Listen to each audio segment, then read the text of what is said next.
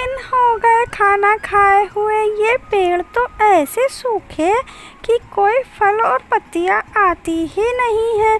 बताओ क्या करें, भूख के मारे तो जैसे जान निकली जाती है। मेरे पास एक आइडिया है, क्यों ना हम कालू कौवे के पास चलें। कालू कौवे को मैं अच्छे से जानती हूँ, उसके पास कोई न कोई जुगाड़ तो ज़रूर मिल जाएगा हमारी परेशानी दूर करने का। हाँ, ये तुम क्या कह रही हो? मैं नहीं जा रहा किसी कालू वालू कौवे के पास। और जुगाड़ सिर्फ 2-4 दिन ही चलता है, पूरी जिंदगी जुगाड़ उगाड़ काम नहीं आता है। मेरी बात मानो, तुम भी इन सब चक्करों में ना ही पड़ो तो अच्छा है। तुम शायद जानते नहीं, कालू के पास सारी समस्याओं का हल है।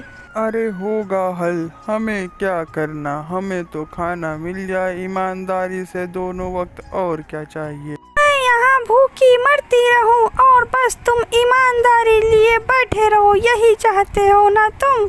अरे नहीं नहीं, ऐसा मत कहो, मैं तो तुम्हें बहुत प्यार करता हूँ।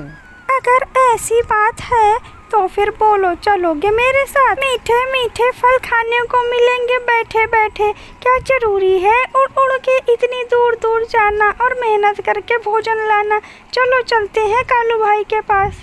और फिर दोनों उड़कर कालू कौवे के पास जाते हैं।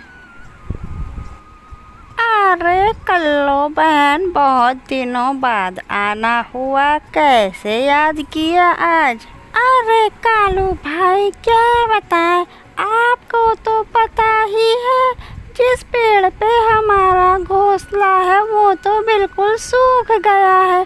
उसमें ना एक भी पत्तियां बची हैं और ना ही फल आते हैं। अब मीलों मीलों जाओ, फल लेकर आओ, भोजन की तलाश करो। मैं तो ये सब कर करके बहुत ही परेशान हो गई हूँ। कोई ऐसा उपाय बताओ कालू भाई कि हमें खाने की तलाश में कहीं ना जाना पड़े। जैसे हम पहले अपने घोंसले में ही बैठे बैठे खा लेते थे, वैसे ही फिर मिल जाया करे। अपनी बहन समझ के इतना तो आप कर ही सकते हैं। अरे बहन, तुम चिंता मत करो, मैं तुम्हें ऐसी चीज़ दूंगा कि सारे पक्षी तुम्हें खुद ही भोजन देकर जाएंगे तुम्हारे घर पर ही। ऐसा लेकिन कैसे हो सकता है? ये लो बहन, 2 शीशियाँ। इन 2 शीशियों में अलग अलग चीज़ें हैं। इस एक शीशी में जहर है और दूसरी शीशी में इस जहर को ख़त्म करने की दवा है। आगे तो तुम खुद ही समझदार हो बहन। धन्यवाद कालू भाई, तुम्हारा ये एहसान हम लोग जिंदगी भर नहीं भूलेंगे। और फिर वो दोनों ही एक एक शीशी को अपने साथ में लेकर के चले जाते हैं। ये ले तो आए हैं, लेकिन इस दवा का अब करना क्या है, मुझे तो कुछ भी समझ में नहीं आ रहा है। अब आप सुनिए कि इसका क्या करना है। और फिर लाल वाली शीशी को कौवा अपने साथ लेकर के आता है और नदी के पानी में उस दवा की कुछ बूंदों को डाल देता है। कुछ बूंदें डालते ही नदी का पानी जहरीला हो जाता है और इस जहरीले पानी को पीने से एक पक्षी की तबीयत खराब हो जाती है। अरे लाली, तुम्हें क्या हो गया है? लगता है लाली को डॉक्टर के पास लेकर जाना पड़ेगा। अरे डॉक्टर साहब, देखिए लाली को क्या हो गया है। अब ये खतरे से बाहर है। तभी वहाँ पर एक कबूतर आता है और वह सारी घटना बताता है। अभी नदी का पानी पिया था, मुझे लगता है ज़रूर उस नदी के पानी में कुछ था, लेकिन कोई बात नहीं, काली बहन के पास सारी समस्या का समाधान है। मैंने सुना है नदी का पानी पीकर जितने भी पक्षी बीमार पड़े हैं, काली बहन के पास उस जहर को उतारने की दवा है। चलो हम सब मिलकर काली बहन के पास चलते हैं। अगर ऐसी बात है तो हमें जल्दी ही चलना चाहिए, बिल्कुल देर नहीं करना चाहिए। और फिर कबूतर और वो चिड़िया लाली को लेकर के काली के घर जाते हैं। अरे अरे, आप लोग बिल्कुल चिंता मत करिए, मेरे पास इस जहर को ख़त्म करने की दवा है। मैं अभी इसे पिला देता हूँ, देखना अभी ठीक हो जाएगी आपकी लाली।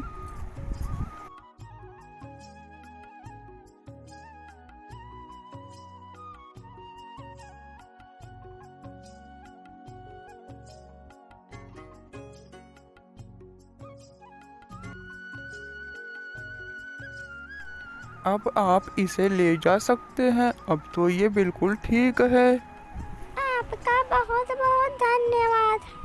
अरे इसमें धन्यवाद की क्या बात है, ये तो मेरा फर्ज था। अब आप चाहें तो लाली को अपने साथ ले जा सकते हैं। आप बहुत ही नेक काम कर रहे हैं। भगवान आप दोनों को हमेशा खुश रखे।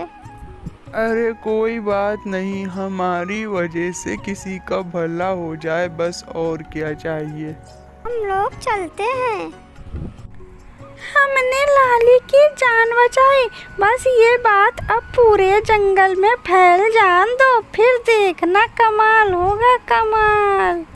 हाँ तुम बिल्कुल ठीक कह रही हो, अब ऐसा ही होगा। अब अगली बार हम फ्री में दवा नहीं करेंगे, दवा के बदले फल लिया करेंगे।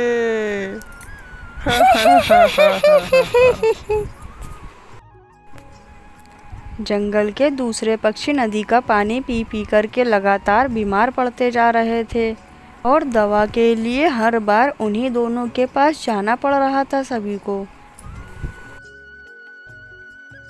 आज मैं पता लगा करके ही रहूंगा, आखिर ऐसी क्या बात है कि सारे पक्षी एक साथ ही बीमार पड़ रहे हैं और दवा भी मेरी असर नहीं करती है उन पर, सिर्फ काली के घर पे ही दवा मिलती है।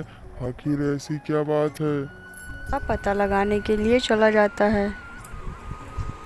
अरे मेरी काली, अब तो तुम खुश हो ना, इतने सारे फल देख करके। इतना सारा भोजन तो हमने कभी जिंदगी में एक साथ देखा ही नहीं था, अब तो तुम खुश हो ना। हाँ हाँ क्यों नहीं, यही तो मैं चाहती थी ना। अब हमें दूर दूर तक भोजन लेने नहीं जाना पड़ेगा, अब तो हमारा काम ऐसे ही चल जाया करेगा। तुम जाकर और दवा डालकर आओ जल्दी से। और वह दवा लेकर के चला जाता है और चुपचाप सबकी नजरें बचा करके पानी में दवा मिलाता है, लेकिन डॉक्टर उल्लू ने सब देख लिया होता है और उसे पता चल जाता है कि इन सब चीज़ों की वजह काली और उसका पति है। मैं ये बात जा करके अब सबको बताऊंगा। काली कौवी, तुम्हारी खैर नहीं, जो तुम दोनों ने करा है वो बहुत ही गलत है, ऐसा नहीं करना चाहिए था। मेरी बात ध्यान से सुनो, पानी में कोई जहर नहीं था, पानी में जहर मिलाया गया है और पानी में जहर मिलाने वाला और कोई नहीं, काली कौवी और उसका पति है। हमें उन दोनों को सबक सिखाना ही चाहिए, ऐसे चुप रहने से काम नहीं चलेगा, वरना दिन पर दिन उनकी हरकतें और बढ़ती ही जाएंगी। हाँ डॉक्टर साहब, आप बिल्कुल ठीक कह रहे हैं, ऐसे तो हम सबकी जान को खतरा है। तो चलो हम सब चलते हैं और उनसे चलकर सीधे बात करते हैं, हम सब ऐसा अब और नहीं होने देंगे। और सभी पक्षी मिलकर काली के घर जाते हैं। अब तो सिर्फ 2 ही फल बचे हैं, लगता है और दवा मिलानी पड़ेगी। हाँ शाम को जाके दवा डालाना। हाँ ठीक है।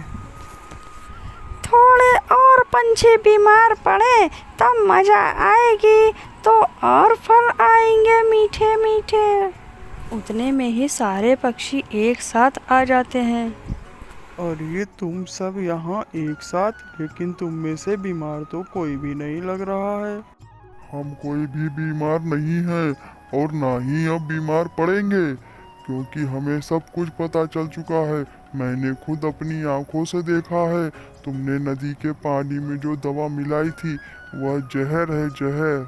आप सब हमें माफ़ कर दो, हमसे भूल हो गई है। हमने बहुत बड़ा धोखा दिया आप सबको। मुझे पता है ये सब तुम दोनों ने क्यों किया। तुम दोनों ने ये सब फलों के लालच में किया है ना, कि तुम्हें मीठे मीठे फल खाने को मिले। बस इतनी सी बात के लिए तुमने सारे पक्षियों की जान से खिलवाड़ करा। ये बहुत गलत बात है। भगवान तुम दोनों को कभी क्षमा नहीं करेंगे। हमें माफ़ कर दो, अब हम सब कभी ऐसा नहीं करेंगे। हमसे बहुत बड़ी भूल हो गई, हम दोनों ने ऐसा नीच काम किया, हमें क्षमा कर दो आप सब। ठीक है। तुम्हारी सजा यही है कि तुम दोनों इस जंगल को छोड़ कर के कहीं दूर चले जाओ। और फिर काली कौवी और उसका पति बहुत दूर चले जाते हैं, लौटकर उस जंगल में कभी नहीं आते हैं। तो देखा बच्चों आपने, बुरे कर्मों की सजा भी बुरी होती है। आखिर उन दोनों को अपना घर हमेशा के लिए छोड़ना पड़ा।